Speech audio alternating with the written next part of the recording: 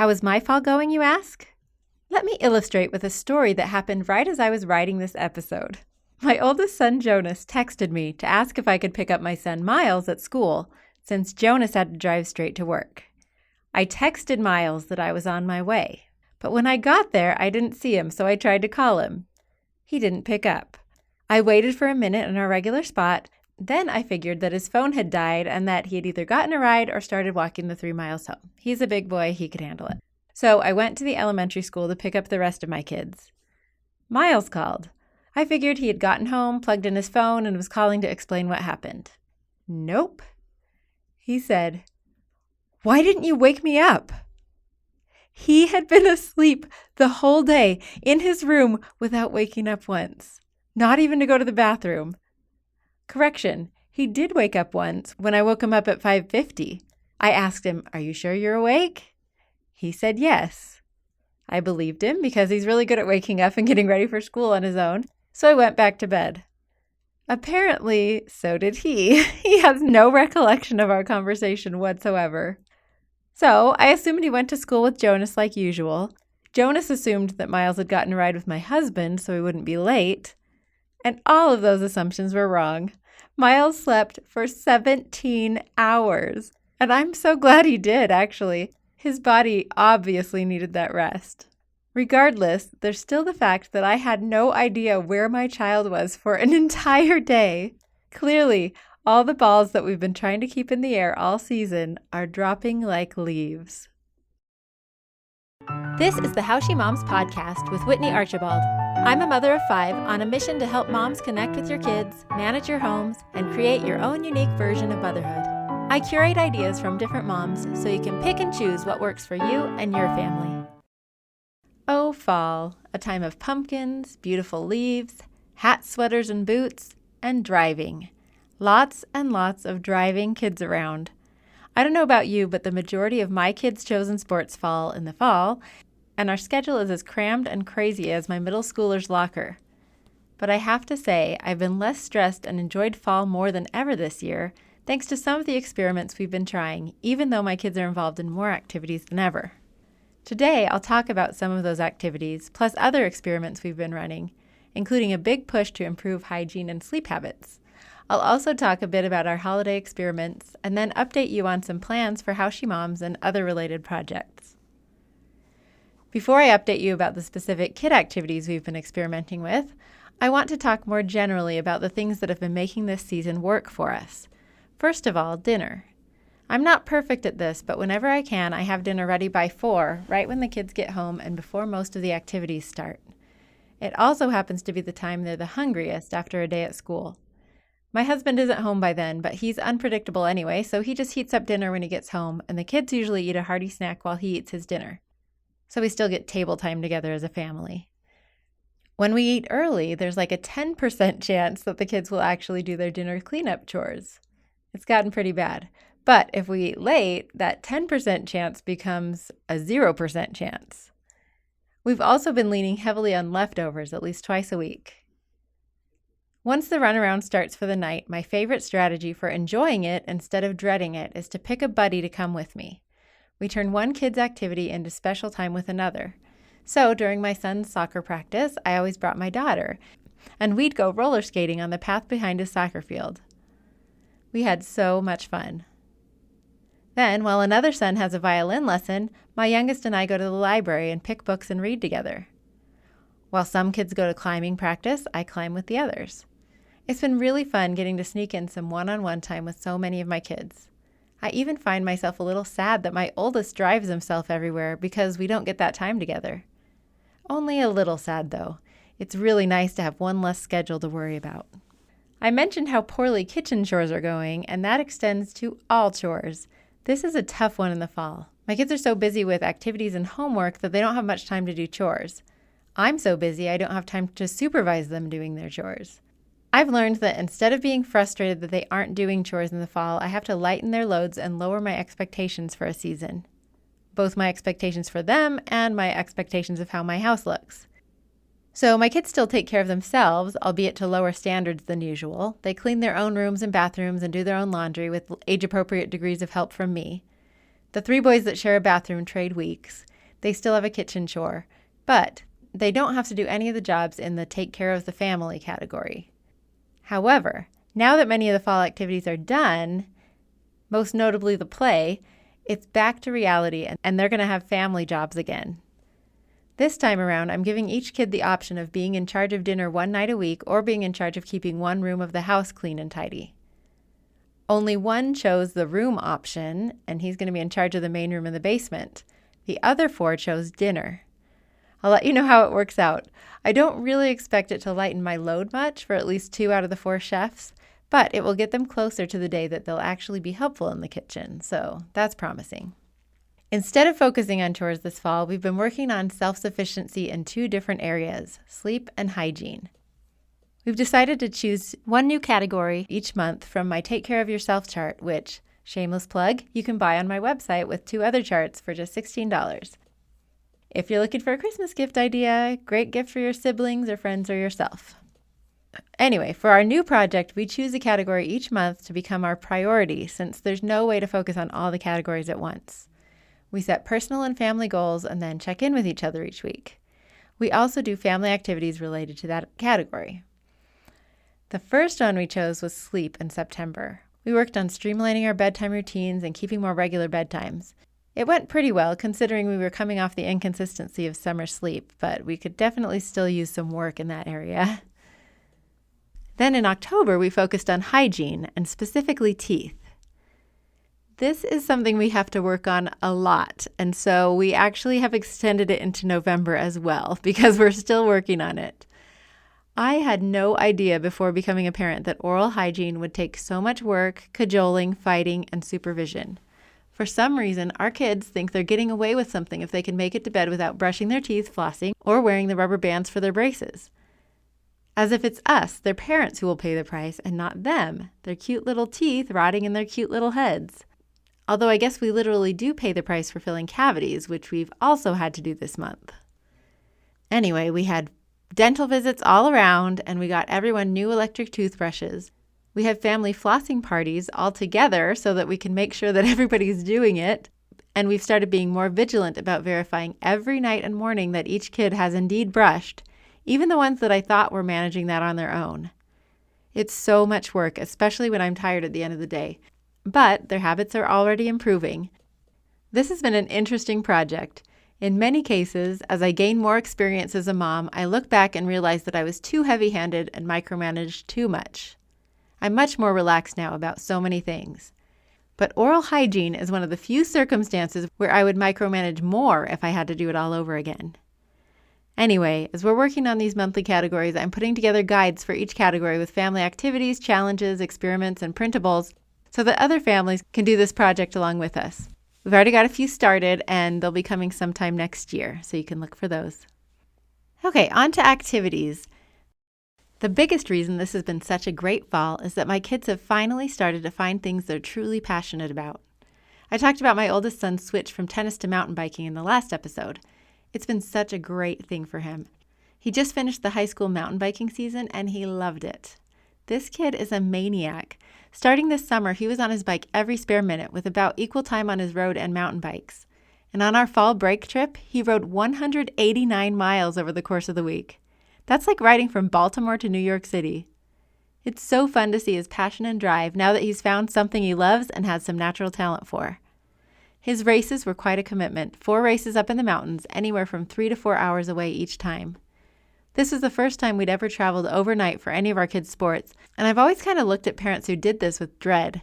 Like I was almost glad my kids hadn't really excelled in any sport, so we didn't have to travel for competitions.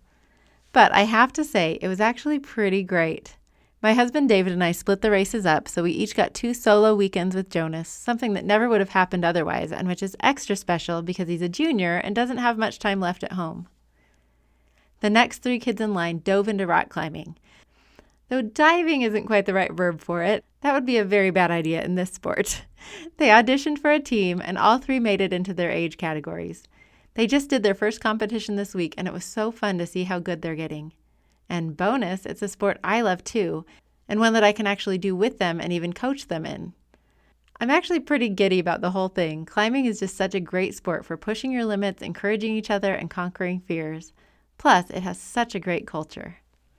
And my youngest son, Ezra, is one step closer to his goal of becoming a professional soccer player. He actually played on a soccer team. He's no Beckham yet, but he did pause his on-field conversations to touch the ball a few times each game, so he's showing more promise than any of my other kids have in the sport. Most importantly, of course, he had a blast and got some great exercise. Meanwhile, our biggest activity experiment was the high school musical. I knew it would be intense, having seen my friends' kids do it, but wow, it was still a surprise just how intense and just how fantastic it was. I went to a tiny high school with no music program besides a low-commitment marching band, which rarely marched. This school musical may as well have been a Broadway show with an orchestra and everything. I can't believe the work that went into the choreography, vocals, set, lighting, everything. We were blown away by last year's play, but now after seeing behind the scenes, I am even more amazed. This year's play was Joseph and the Amazing Technicolor Dreamcoat, and both my second son Miles and my daughter Claire got to play small roles in it. He was a guard and part of the ensemble, and she was in the children's choir. Even for their small parts, the practice schedule was really busy, and by Tech Week, Miles got home at 9 o'clock every night and then 10 o'clock the week of the show. Was it worth it? Yes, and then some.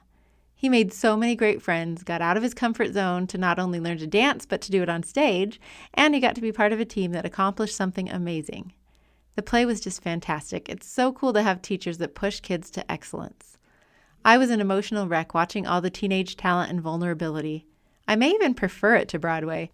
I was so darn proud of all those kids, and after yesterday's 17-hour sleep, I think Miles might even recover from the craziness of it all. The thing that took a backseat this fall was music. Jonas continued guitar lessons, but had to put his band on hold for mountain biking season. I basically stopped teaching piano lessons to the others because I was never home, and my violinist, Abel, was basically only touching his violin at his weekly lesson, which was painful to keep paying for when he wasn't practicing. Once some of the sports started winding down, I had a little sit-down with Abel about the violin and told him that I couldn't keep paying to rent his instrument and take weekly lessons if he wasn't going to ever practice. This is my most independent child who basically won't do anything if it's not his own idea.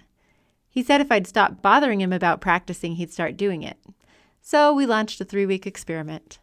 The first week, he got to be the violin manager. I wouldn't even mention the violin to him. If he didn't practice that week, the next week I would remind him but not pester him about it or supervise. The third week, I would manage the heck out of violin practice. So he didn't pick the violin up once until the third week. And I was on it. We sat down at the piano at 5 o'clock sharp every day. I would accompany him as he played. And you know what? We had a great time. He found 2 songs he loved. We worked the hard parts over and over until he got them down, and he was really proud of his progress. We also realized that part of his problem is that he needs more goalposts to work towards.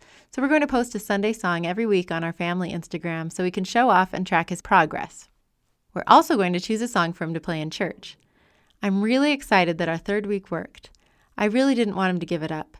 He's got a great ear, and it pained me to think of him growing up without an instrument. I still anticipate many fights along the way, last night for example, but we're going to stick it out. My main personal self-care experiment this fall has been sleep. My nighttime sleep is kind of a mess. Trouble falling asleep, lots of waking up in the night, etc. Kind of like an infant. So instead of fighting it, I decided to embrace my inner infant. Working from home and with all my kids in school, I have a pretty flexible schedule during the day. So I decided I wasn't going to get frustrated when I wake up in the night. I just get up and go downstairs. If I'm tired, I read a book. If I'm wide awake, I get some housework or podcast work done. When I get tired, I go back to bed. I wake up with the kids starting at 5:30 and help them get ready for school, knowing that when I get home, if I'm tired, I can go back to bed. I've realized that taking a nap is way more productive than trying to get my work done when I'm tired. If I don't take a morning nap, I take an afternoon nap before I go to pick the kids up from school. This is actually a major paradigm shift for me that's taken several years. For so long, like most of my life, I've looked at naps as a sign of weakness or laziness. I would be so embarrassed to admit I needed a nap, or even worse, to have someone catch me napping. When I was a new mom, everyone gave me the advice that all new moms get: sleep when your baby sleeps. And like most new moms, I ignored that advice, thinking I was superhuman and should clean my house or start a new project while my baby slept. So I did. And looking back, again with my magical hindsight goggles, I want to go back and give myself permission to just sleep and for heaven's sake, not to be embarrassed about napping. Now I realize that recognizing when you need a nap and figuring out how to make it happen is a sign of strength and productivity, not weakness. Naps forever! Okay, done with my soapbox and on to the next topic, holidays. Fall is the gateway to the holiday season, and we ushered it in with fall break. We're realizing it's just not as easy to do family vacations once the kids get older and start having lives and opinions of their own. This year, we'd planned to go visit my brother in Seattle and do Olympic National Park and maybe Victoria, a trip I highly recommend. We did it when the kids were little, and it was so beautiful. We thought we'd try it again now that they're old enough to remember. But alas, our high school thought it would be a good idea to schedule homecoming on the first weekend of fall break. Then the state mountain bike championship was the next weekend, and you don't find out if you make it until the week before. So we really didn't have enough time to go to Washington. We actually let our teenagers decide between the trip and homecoming, and they chose homecoming. So we regrouped, hosted a homecoming dinner at our house, and looked for a place closer to home. We've never stayed in Aspen before because it's so expensive, like $1,000 a night minimum at places that can accommodate a family of our size. But we like to check once in a while anyway. Well, this time we found a place that seemed way too good to be true. $285 a night right in the city of Aspen, 3 bedrooms, big kitchen. It looked gorgeous. We were actually nervous about booking it because how? We thought there must be something wrong with it. But you know, we're experimenters. Archibalds try new things. So we booked it and it was amazing. 3 separate floors, corner unit with a view of the mountains and a stream, hiking trail in the back, big open living room, and even a piano. For a fun extra, it had a pig theme and a poster of the most beautifully painted bottoms in the Metropolitan Museum of Art, which cracked the kids up in an adorably embarrassed kind of way. The only problem was that the main suite upstairs smelled like cigarettes. We're guessing that's why the low price. So we got some air fresheners and it was livable, but the rest of the place made up for it. Anyway, we had the most magical vacation. We thought the fall leaves would be gone, but there were plenty left and we had perfect weather. We biked everywhere, including a 25-mile ride uphill to Snowmass, lots of climbing. But even the youngest 2 did it without complaining. We geocached, ice skated, swam, ate lots of gelato, hiked, and even met up with family who were vacationing nearby. Granted, there was still some obnoxious quarreling and whining in the mix as well, but overall it was just what we needed, and actually much more relaxing and rejuvenating than our other trip would have been. Next came our typical slacker Halloween. I come from a long line of Halloween enthusiasts, and I love it too, I just get overwhelmed by it. I gave up on the idea of elaborate or themed costumes almost immediately after having kids. The last time I tried was when our first son was 2 and dressed up as a chicken. I tried to get my husband to go as Colonel Sanders and me as a KFC employee, but David didn't go for it. Anyway, the plan we've settled into is that I give everyone $20 toward their costume and they can make up the difference if it costs more. Ezra wanted to be a monkey, and he has worn that costume for at least part of each day since it came in the mail October 1st. It's pretty adorable. Don't worry, I snatch it and wash it once in a while. My daughter wanted to be an old lady because we already tease her about being an old lady. First of all, she likes old movies and TV shows. Brady Bunch and Little House on the Prairie are her absolute favorites. And she likes grandma candy, like butterscotch and those hard strawberry candies with goo in the middle. Anyway, we had a great time outfitting her at Goodwill. She ended up with 2 costume changes, tracksuit granny and shawl granny. It was pretty hilarious. Abel, my 12-year-old, gamed the system. He really wanted this realistic $80 lightsaber with sound effects, and he'd been saving up but wasn't quite there yet. So he decided to be a Jedi so that I would supply the remaining $20 he needed for the lightsaber. Pretty clever. So he just wore my bathrobe for free and carried the lightsaber. My 2 oldest didn't get very into Halloween this year, but had fun parties with friends. We found a funny Magic 8-Ball costume for one, and the other dressed as a bike messenger. I let the kids buy a few random Halloween decorations, but they were pretty unimpressed with my lackluster decor efforts, as usual. Even though Thanksgiving isn't until next week, we already had our feast, thanks to my amazing in-laws. We gave up on the notion that you have to celebrate holidays on the right day, all the way back during medical school, when my husband had to work through so many holidays. We realized holidays can be whenever you decide they are. So my in-laws cooked us a whole Thanksgiving feast, complete with the most amazing smoked turkey last weekend, which is the only time we'd all be together around Thanksgiving. If you need us, we'll be skiing on the actual Thanksgiving day. Maybe grab some pizza afterwards. We haven't had our annual Christmas bucket list meeting yet, where we decide what traditions we want to prioritize and schedule everything out. That will happen next week. But one thing I'd like to try is a new tradition I just thought of. We usually have my kids draw names and buy gifts for one another, and I think we'll still do that. But I also want to have what I'm calling It's the Thought That Counts gift night. Probably early in December, where everyone takes some time to think about what each person would love if money and reality were no object. Then we'll write them down on pieces of paper and put those notes in each person's stocking. Each person can then read the gifts out loud. I just think it would start off the season thinking about each other and our unique interests. I'll post about it on Instagram if it works out. The last thing I want to talk about is podcasting. I've actually taken on an additional podcasting project this fall, creating 3 pilot episodes for an organization that will remain nameless until these pilots get approved and the podcast becomes official. If it does, my plan is to do 2 episodes a month for that podcast and 2 a month for How She Moms. I will actually earn money with that other podcast, which I'm hoping will at least allow me to make How She Moms financially sustainable. Also, with that podcast, I'll have an editorial and audio team, which will improve my writing and podcasting skills and teach me a lot, which will benefit both podcasts. I'm super excited about it and all that I will learn in the process. If all goes well, it will launch in late January, so I'll keep you updated. This project also prompted me to finish turning my office into a functional podcast studio with acoustic tiles and everything. I've officially moved out of my closet and my son's bedroom. I love it so much. Another How She Moms experiment I tried was co-hosting a virtual favorite things party with the lovely Jenica Woodbury, whom you'll hear from in the 2 January episodes about friendship. 6 other women showed up on Zoom this morning for the party, and we shared gift ideas and favorite things. It was really fun. So fun, in fact, that we're doing another one for those who prefer an evening time slot. It will be November 29th at 7 p.m. Mountain Time. If you'd like to join us, you can sign up for free at howshemoms.com/events. If you can't come, you can still share some of your favorite gift ideas on Instagram. I'll be asking in my stories for gift ideas in specific categories, from teachers to kids to teens to in-laws. Then I'll put the ideas all together for a gift extravaganza in an episode on December 7th. Until that episode, enjoy your Thanksgiving however you celebrate it. Thank you so much for listening to the How She Moms podcast and for being part of this community.